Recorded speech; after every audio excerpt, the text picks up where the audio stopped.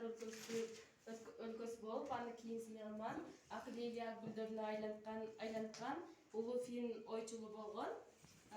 Бул китептин жазуунун негизги максаты Кыргызстанда дагы Баткен областында болуп жаткан чыр-чатактардын натыйжасын кантип чыгуу жолдору жөнүндө дагы кыскача жазылып кеткен.